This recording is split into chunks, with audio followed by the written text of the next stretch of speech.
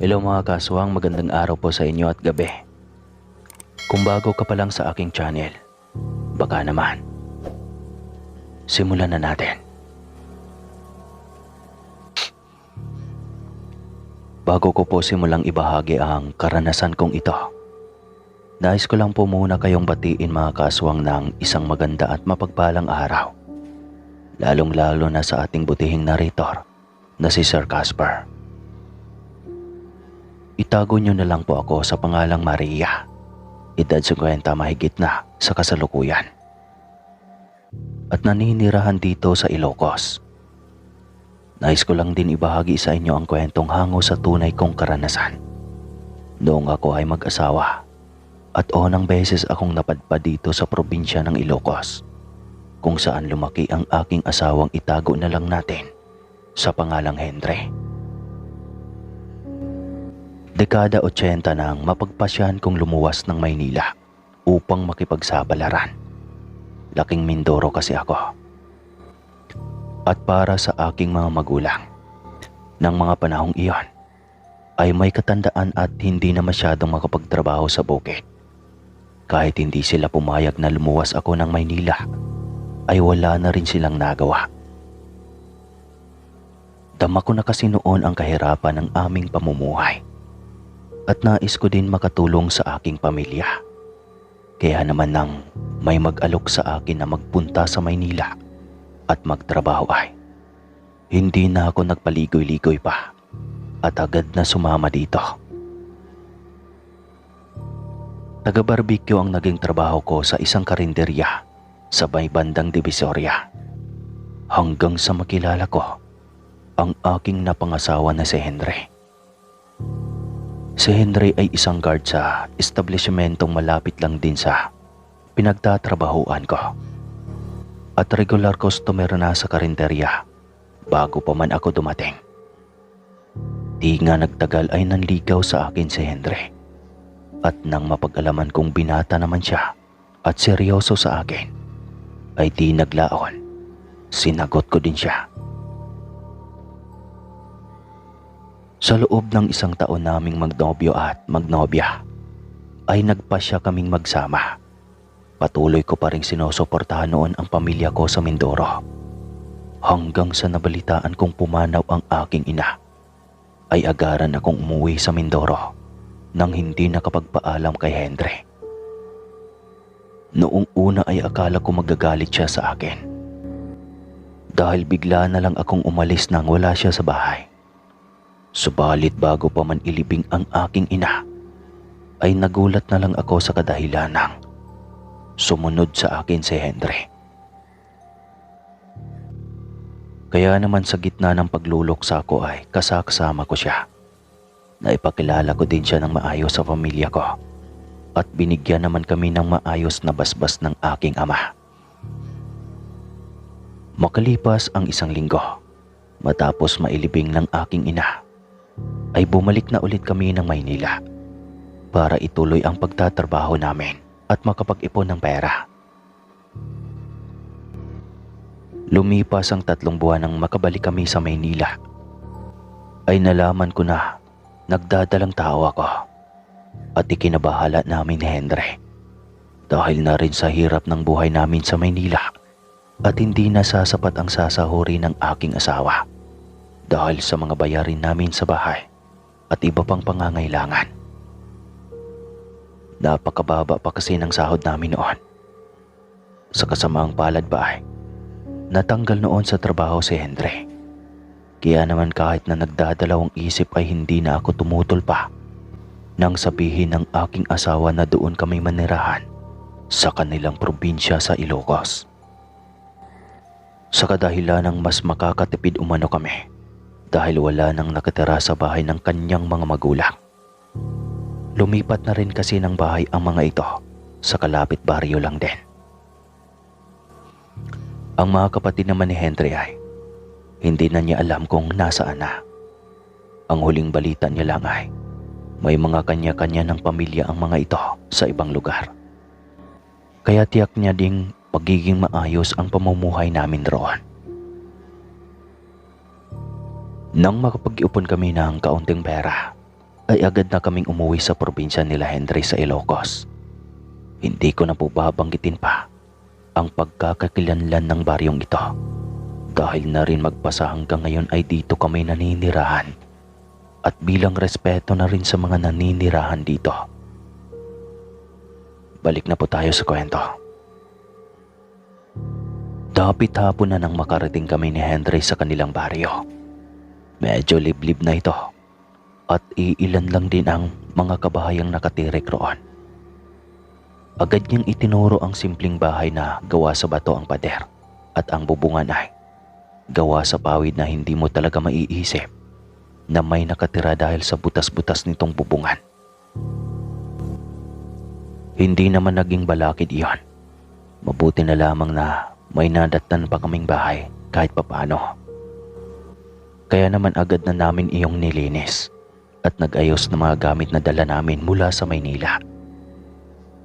At dahil sa wala namang kuryente ang bahay na iyon, ay kakailanganin pa ang bumili ni Henry ng gas sa bungad ng baryo kung nasaan ang isang malaking tindahan. Magdidilim na kasi nang matapos kaming mag-ayos, kaya nagmadali na siyang lumabas upang bumili. Makalipas lang ang ilang minuto nang makalabas si Henry ay may bigla na lamang kumatok sa tarangkahan ng bahay at binanggit ang pangalan ng aking asawa. Tao po, Henry. Ikaw ba ang dumating? Si Tia Nanit mo ito. Nang marinig ko iyon sa matandang boses at nagpakilala, agaran ko iyong tinungo at pinagbuksan ng tarangkahan. Magandang hapon po. Ako po pala si Maria. Asawa po ako ni Henry. Wala pa po kasi ang asawa ko pero pabalik na po iyon. Bumili lamang ng gas para sa ilawan namin. Ali po kayo sa loob at maupo muna kayo, Manang Nanet. Mahabang tugon ko. Tsaka pinapanhik siya sa loob ng aming bahay. Mukhang kakarating nyo lang, Iha. At pagod na pagod ka na sa pag-aayos dito. Pero ang bango-bango mo pa rin. Wika niya sa mahina at garalgal na boses nang makapasok na kami sa loob ng bahay. Naku po, nang amoy pawis na nga ako. At hindi pa po ako nakakapagpalit mula kanina. Pasyensya na po at wala akong maialok sa inyo ha. Kakarating lang po kasi namin. Tugon ko habang umuupo itong matanda. Napansin kong may dala-dala siyang bayong na tila ba may laman ito na kung ano dahil sa may tumutulong likido mula sa bayong na dala niya. Nang tignan ko iyong maigi, ay napagtanto kong dugo iyon dahil sa kulay pula na may halong itim ito at nakakaamoy ako ng malansa. Ayos ka lang, Iha. Nako, ayos lang. Napadaan lang din ako dito at kakamustahin ko lang si Henry. Matagal-tagal din siyang nawala dito sa aming lugar. Aniya pa, dahil sa kuryosidad at pagtataka ko ay napawi ka ako ng, Manang, mukhang galing pa kayo sa pamilihan? Tanong ko sa matanda. Ay, oo, Iha. Bumili kasi ako ng iuulam ko mamaya. Gusto mo ba? Sagot nitong nakangiti sa akin. Dahil sa hiya ay hindi na ako nakahindi sa matanda nang kinuha niya na agad sa bayong ang karne. Habang iniabot niya ang isang hiwa ng karne, ay napansin ko na para bang bagong katay lang iyon. Dahil noong abutin ko ang karne, ay naramdaman ko na mainit-init pa ito. Kaya naman agad akong nagtanong sa kanya kung malapit lang ba ang bilihan ng karne dito. At mukhang bagong katay pa ang karning nabili niya. Imbis na sumagot ay narinig ko lang ang matinis niyang paghagik-gik ng tawa. At tumango-tango ito na ikinaramdam ko naman ng pagkawir daw sa matanda. Ilang sandali pa ay agaran na rin itong nagpaalam at babalik na lang daw siya sa susunod na araw kapag nakapagpahinga na kami ng asawa ko. Sige po manang, maraming salamat po sa karne at mag-iingat po kayo. Paalam ko sa kanya na hindi naman niya tinugunan at tuloy-tuloy lang sa paglalakad palayo sa bahay. Nilumingon nga ay hindi na din niya ginawa. Makalipas lang din ang ilang minuto habang nasa kusina ako, ay narinig ko na ang boses ng asawa ko na tinatawag ako, kaya agad ko na siyang sinalubong sa may pinto at sinabing dumaan ang kanyang tiyahin. Hawak-hawak ko pa rin ang karning galing sa tiyahin niya sapagkat nililinisan ko na ito para lutuin. Nang makalapit itong si Henry sa akin, agad siyang nagtanong kung saan galing ang bitbit kong karne. Ito ba? Galing ito sa tiyananit mo? Habang sinasabi ko iyon sa aking asawa, ay nakita ko sa kanyang itsura na tila ba naguguluhan ito sa mga sinasabi ko. Nang makapasok kami sa loob, ay agad na nagtanong si Henry kung ano ang itsura ng sinasabi kong tiyahin niya. At wala umano siyang natatandaang tiyahin na nagngangalang Nanette. Matapos kong sabihin sa kanya ang itsura ng matanda at ipinakita ko pa nga ang karning bigay ng tiyahin niya mismo, ay sinabihan ako ni Henry na huwag nang ituloy sa pagluto ang karne at sigurado siyang wala siyang nakikilalang tiyahin na nagngangalang Nanette. Kahit na nagtataka ako sa mga nangyayari, ay nagpasya na lamang akong huwag nang ituloy lang din ang pagluto sa karne. Itinabay ko na lang ito sa isang kaldero naming maliit. Matapos ang ilang araw, ay tsaka ko pa lamang naalala ang karning ibinigay sa akin ng matandang nagpapanggap na tiyahin ni Henry. Kung hindi ko pa naamoy ang masangsang nitong amoy na nanggagaling sa kaldero, ay hindi ko pa ito maalala na may karne pala roon. Ang baho naman nun, mahal. Ano ba yan? Parang nabubulok na patay na hayop. Reklamong wika ni Henry nang maamoy niya rin. Ano mahal, baka yung bigay nung tiyahin mong matandang sinasabi ko sa'yo. Nakalimutan ko yung karne. Teka, lilinisin ko na muna nang mawala na yung amoy. Wika ko at nagtungo na sa kusina. Pagkabukas ko ng kaldero, ay laking gulat ko at masuka-suka ako sa nakita ko. Sa maniwala man kayo o sa hindi makakaswang, talagang nanindig ang mga balahibo ko sa aking nakita. Gutay-gutay na katawan ng isang malaking daga ang nasa loob ng maliit naming kaldero at nabubulok na ito.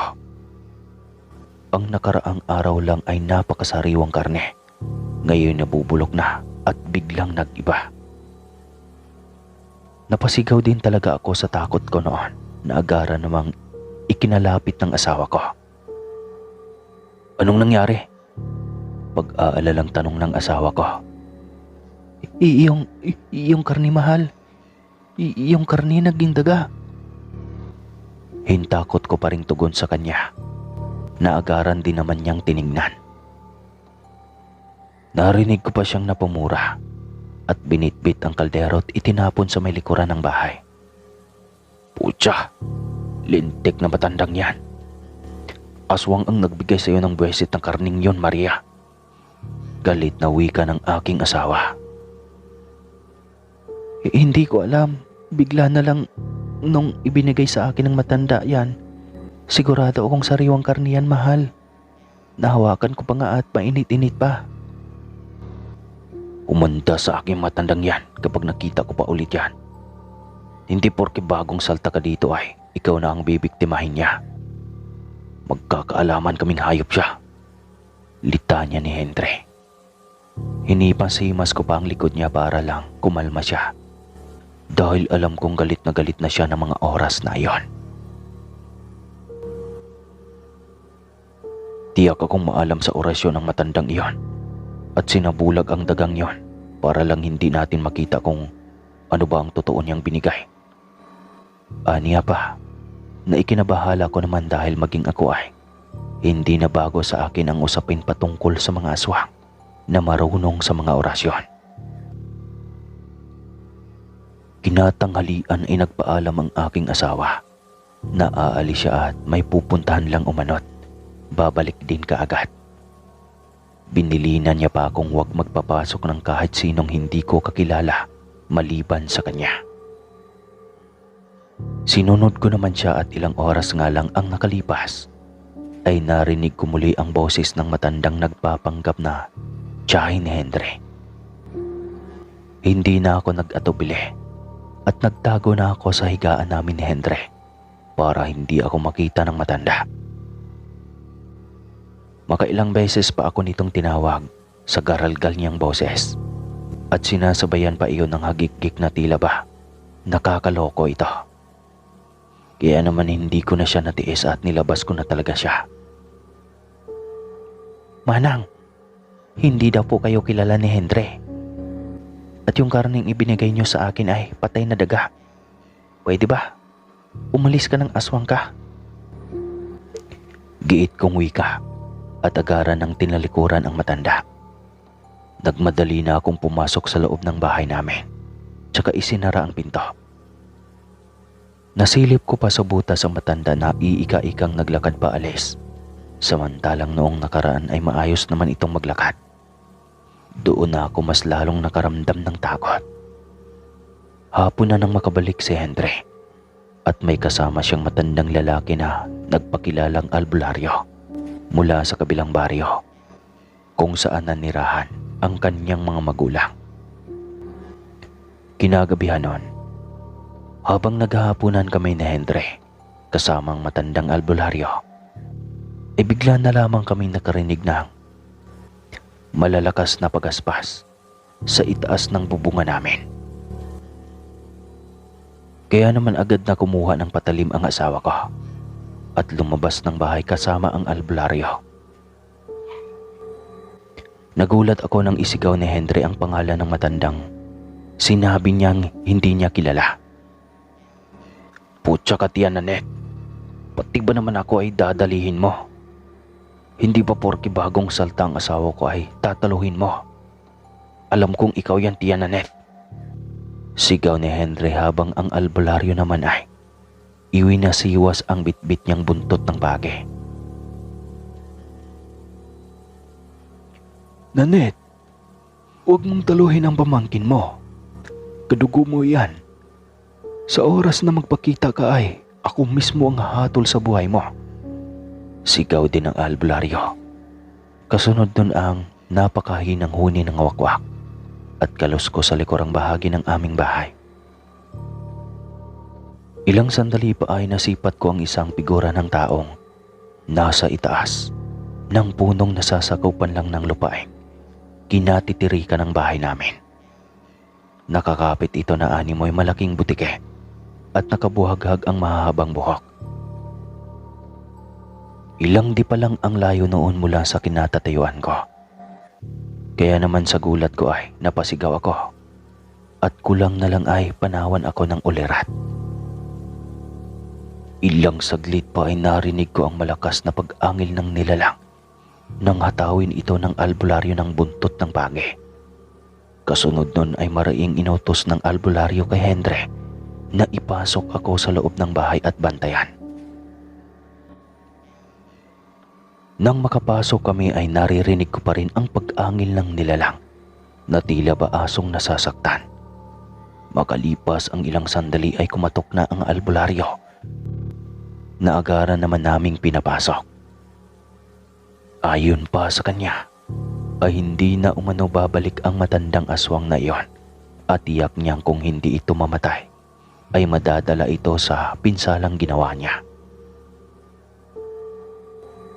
Minabuti na rin nilang pagpahingahin ako dahil sa kung mapaano pa ang batang dinadala ko at sila na ng asawa ko ang magbabantay sa akin kung sakaling babalik pa ng aswang.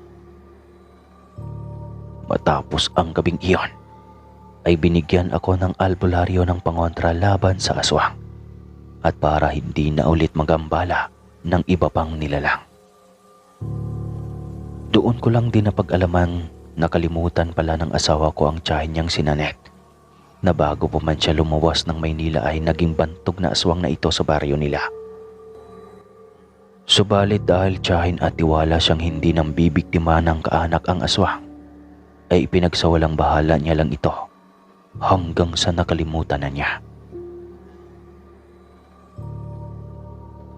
Magmula din ng pangyayaring iyon ay parati na kaming dinadalaw ng mga magulang ni Henry sa bahay na tinitirhan namin upang may kasama ako.